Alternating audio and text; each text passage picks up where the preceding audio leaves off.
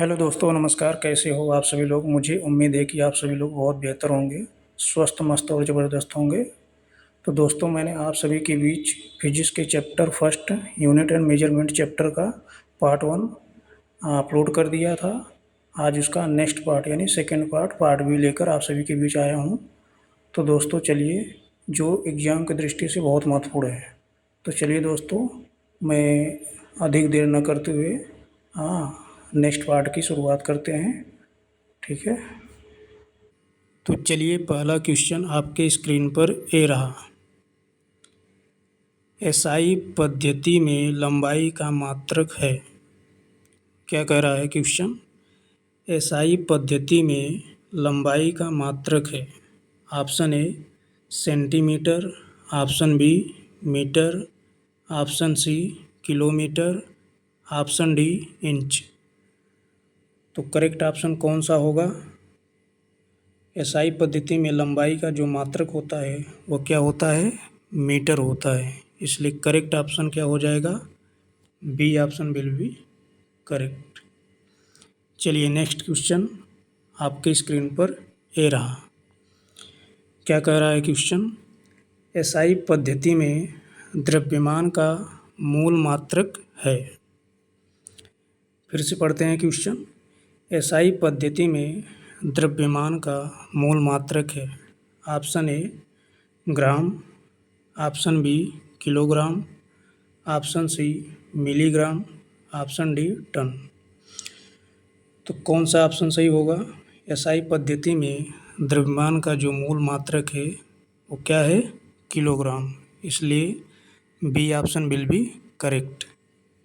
B option will be correct. चलिए, next question आपकी screen पर ए रहा। क्या कह रहा है? समय का एसआई मात्रक है।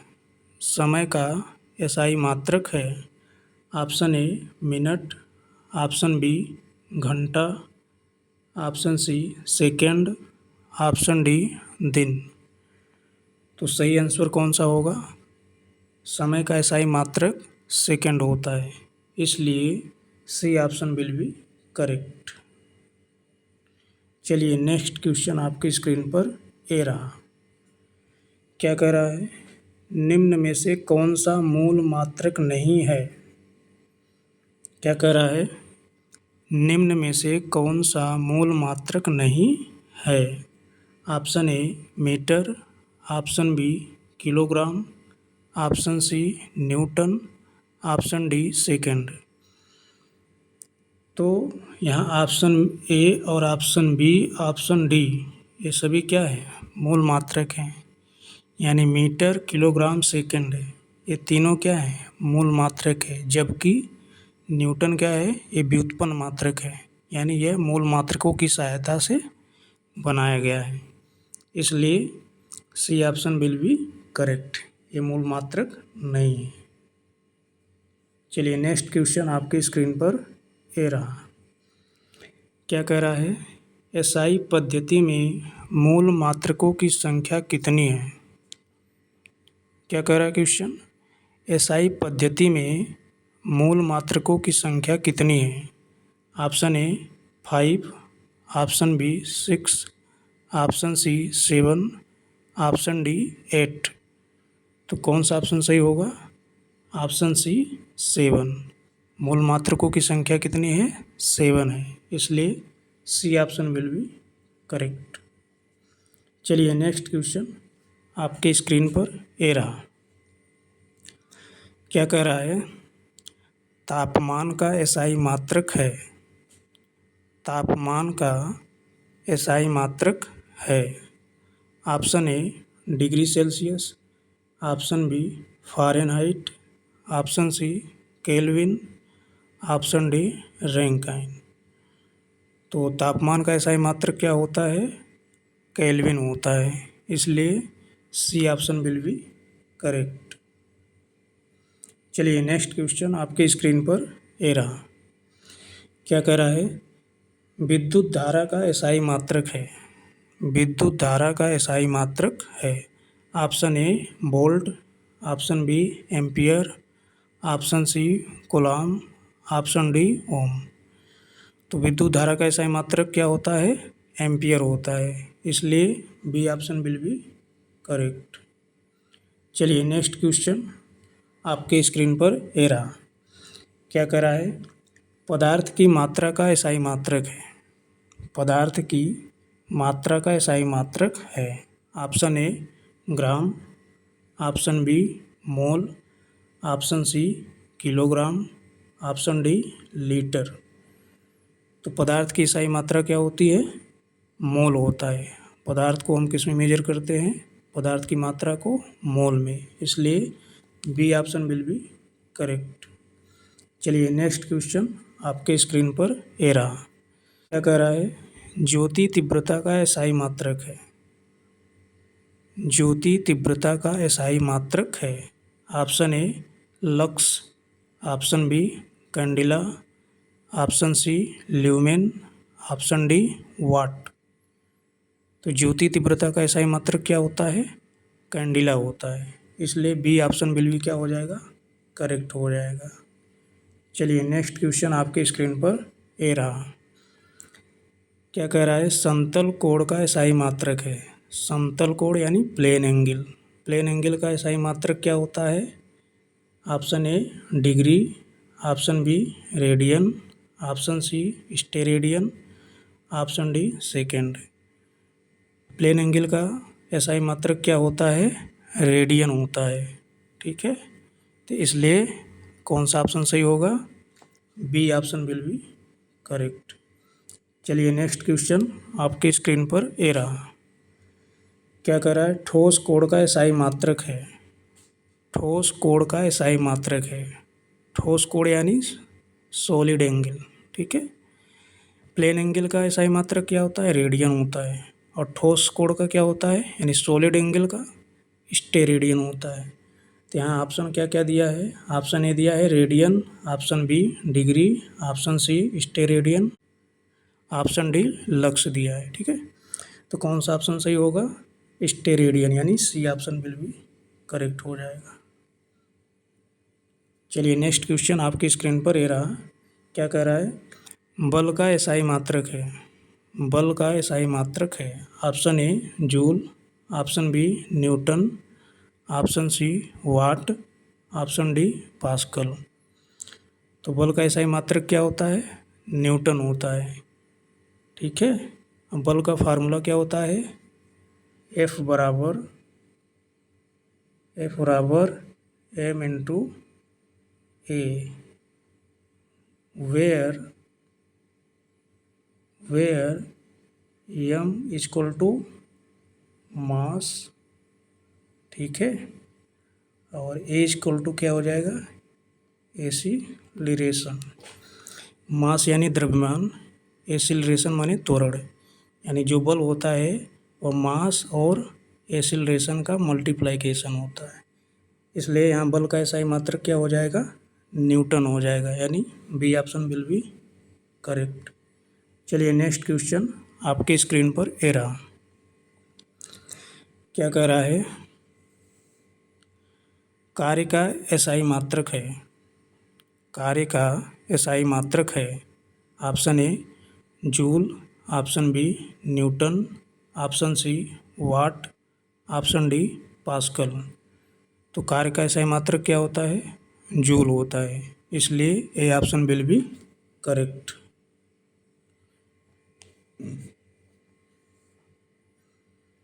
चलिए नेक्स्ट क्वेश्चन आपके स्क्रीन पर ये रहा।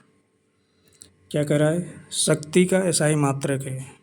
शक्ति यानी पावर। पावर का SI मात्रक क्या होता है? चलिए ऑप्शन देखते हैं।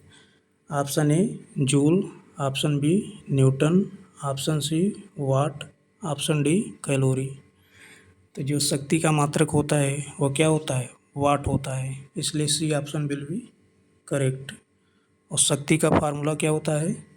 P बराबर वर्क डन अपॉन टाइम। ठीक है, वर्क डन का मात्रक क्या हो जाएगा? जूल हो जाएगा। ठीक है, और टाइम का सेकंड हो जाएगा। और इसको लिख सकते 1 जूल पर सेकेंड, और इसी 1 जूल पर सेकेंड को क्या बोलते हैं? वाट बोलते हैं। ठीक है, चलिए नेक्स्ट क्वेश्चन आपकी स्क्रीन पर ये रहा। क्या कह रहा है? दाब का एसआई मात्रक है। दाब यानी प्रेशर। ठीक है, प्रेशर का एसआई मात्रक क्या है? Option A newton, option B pascal, option C joule, option D watt. ठीक है, तो दाब का एसआई मात्रक क्या होता है? सबसे पहले हम दाब का फार्मूला क्या होता है? दाब का फार्मूला यानी प्रेशर पी बराबर क्या होता है? Force upon area. अब फोर्स का मात्रक क्या होता है? फोर्स का मात्रक क्या होता है?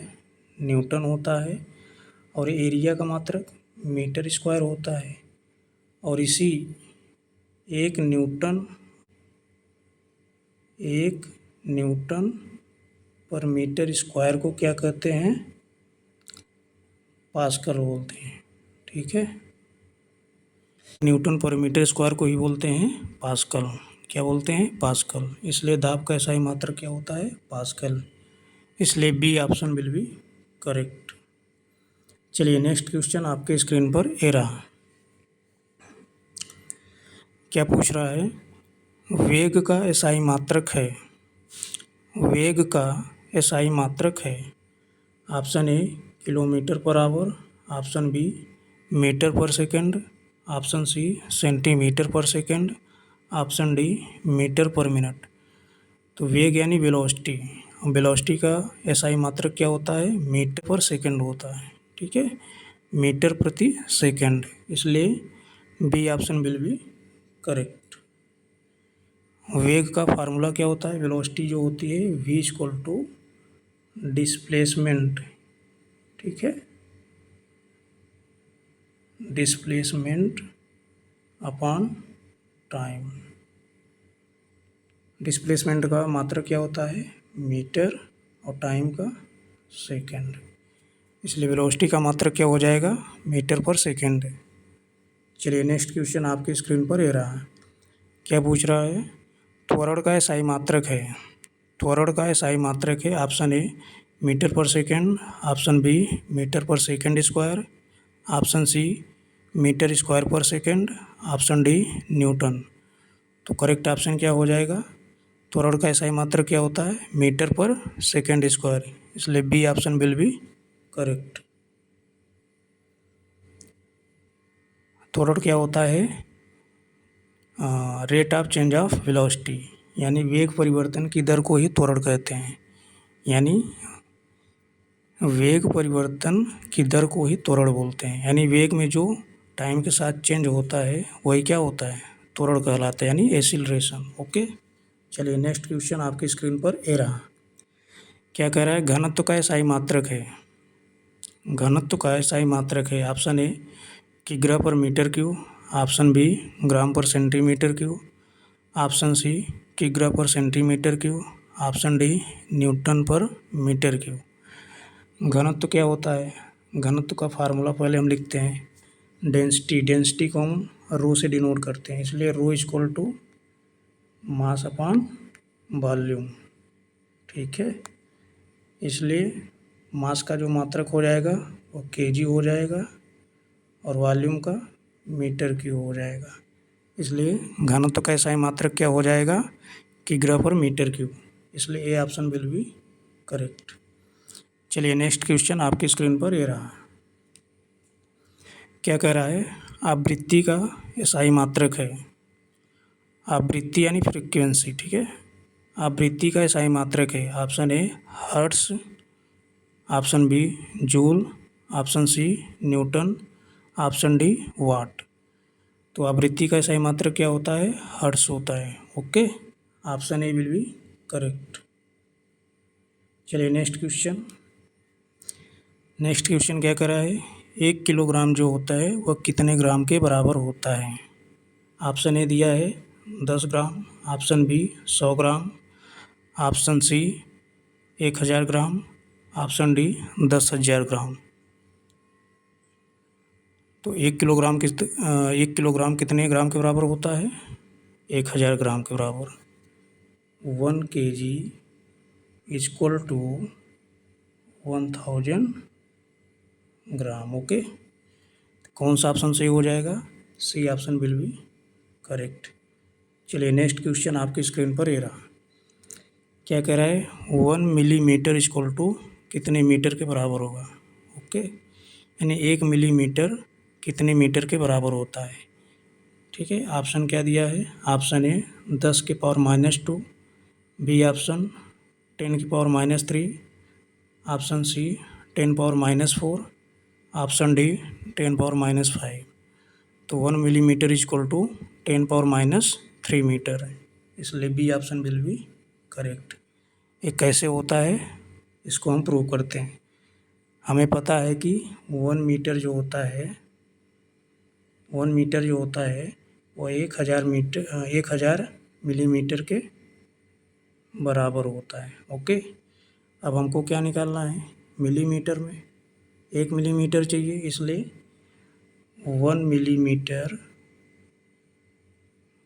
इक्वल टू 1/1000 मीटर हो जाएगा। अब फिर क्या करेंगे? 1 मिलीमीटर बराबर ये 1000 क्या जाएगा? ऊपर हो जाएगा तो क्या हो जाएगा? 10 पावर -3 मीटर। ओके, तो इसलिए 1 मिलीमीटर जो होता है वो 10 पावर -3 मीटर के बराबर होता है। चलिए नेक्स्ट क्वेश्चन आपकी स्क्रीन पर ये रहा। 1 माइक्रोमीटर कितने मीटर के बराबर होता है?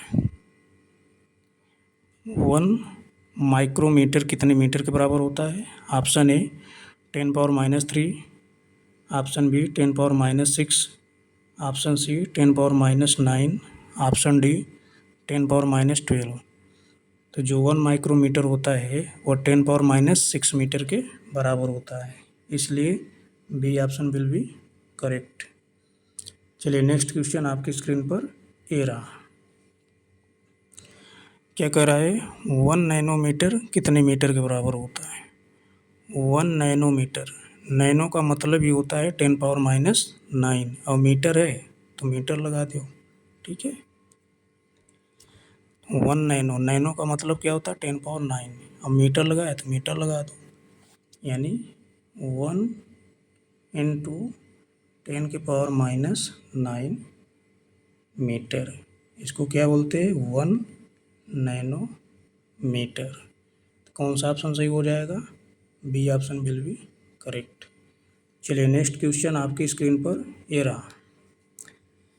किसी भौतिक राशि को व्यक्त करने के लिए आवश्यक है। क्या कह रहा है?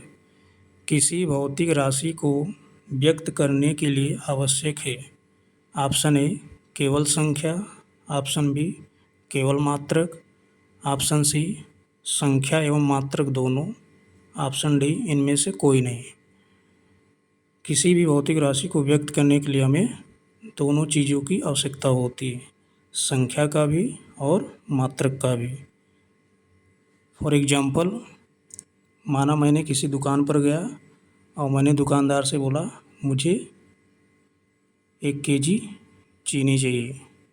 ठीक है, तो 1 केजी कैसे लिखेंगे? 1 केजी शुगर। ठीक है, 1 केजी शुगर। ये जो 1 है, ठीक है, 1 क्या दर्शाता है? संख्या हो गया, और ये जो केजी है ये क्या दर्शाता है? ये मात्रक को। ठीक है, मात्रक को दर्शाता है, और ये परिमाण को दर्शाता है, संख्या को। ठीक है, इसलिए कौन सा ऑप्शन सही हो जाएगा? C option will be correct. चलिए नेक्स्ट क्वेश्चन आपके स्क्रीन पर ये रहा, ये आखिरी क्वेश्चन है। ठीक है, क्या कह रहा है? मापन की शुद्धता बढ़ाने का सर्वोत्तम उपाय है। मापन की शुद्धता बढ़ाने का सर्वोत्तम उपाय है। ऑप्शन ए एक बार मापन करना, ऑप्शन बी अनुमान लगाना, ऑप्शन सी कई बार मापन कर औसत लेना, ऑप्शन डी बड़े पैमाने का प्रयोग करना। तो कौन सा ऑप्शन सही होगा? मापन की शुद्धता बढ़ाने का सर्वोत्तम उपाय क्या है? कि कई बार मापन कर औसत लेना है। ठीक है, इसलिए ऑप्शन विल बी करेक्ट। यानी हमको सर्वोत्तम मापन चाहिए, यानी शुद्ध वैल्यू चाहिए, ठीक है। तो क्या करेंगे, हम कई बार मेजर करेंगे उसको और उसका एक एवरेज निकालेंगे, वही हमारी मतलब वैल्यू मानी जाएगी, ठीक है। वही हमारी शुद्ध वैल्यू होगी, ठीक। और सबसे सर्वोत्तम वैल्यू होगी, यानी सबसे शुद्ध वैल्यू होगी, ठीक है। तो चलिए आज का क्लास यहीं पर समाप्त करते हैं, और यह कैसी लगी क्लास आप सभी को कमेंट बॉक्स में अवश्य बताएं। Thank you so much.